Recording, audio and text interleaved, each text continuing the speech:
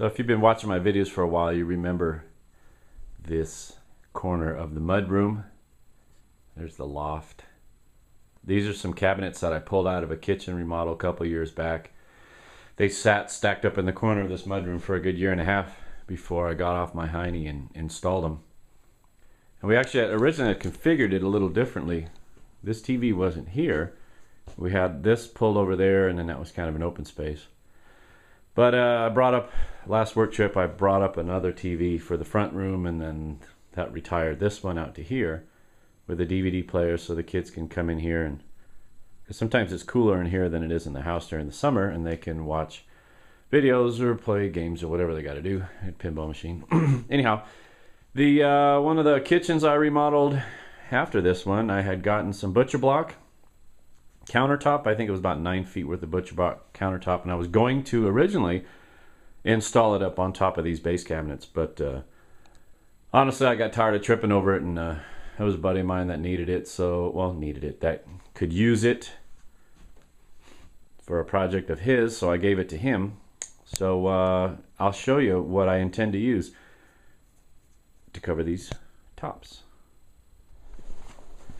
Let this go down to the barn. Go get some wood for the countertops. Turn the choke on.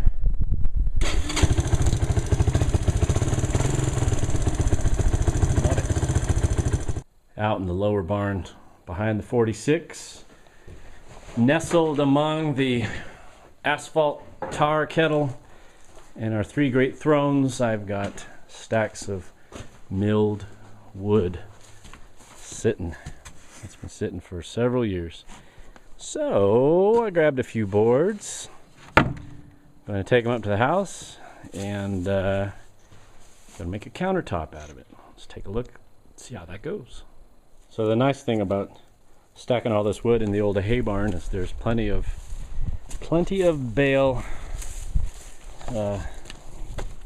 baling twine laying around. Over the years it's just kind of been put in the ground. So let me secure the load. I don't think we're going to be hitting any 46, hitting any freeway speeds. So yeah, let's tie this off and go up to the house. Oh, I dropped my pencil. Dang it. Dang it, Bobby. So the wood that we'll be using for that countertop will be this sawn fir. Actually, it's not fir, it's probably pine. I forget, I don't know which trees these came from. Probably pine. These were milled on the property several years ago and have been drying in the barn forever and ever. This is kind of the bottom of the pile. Built a bunch of stuff out with the other wood, so this is kind of the bottom of the pile. This is kind of the edge of the stickers. And anyway, so let's get these cut into pieces, manageable pieces, scrubbed up, and I'll show you how they look.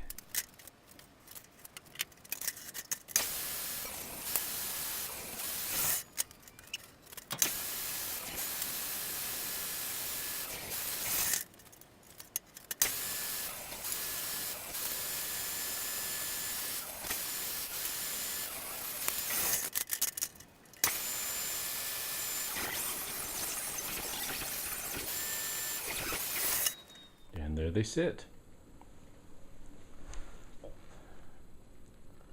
Not bad. It's the same species as this. The same trees that were milled. This is the pressure tank. I think I've talked about this before. There's an 80-gallon pressure tank in here. The pump electronics are in here, the control switch and everything. The plumbing comes through here. The sand filters on this corner. This whole front flops down, clamshells. Lid pops off if you ever need to service that. Firewood. Guest table. Mr. Newman. Hey, what do you see? What do I do? What did I do? And then the countertops. Huh. Not bad for a mudroom. What do you got, Newman? You smell something?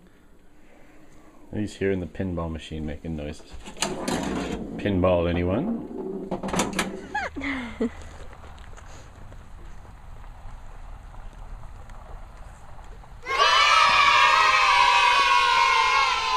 rolling around in horse crap and I just took a bite out of it. Why? I'm not smart. Why?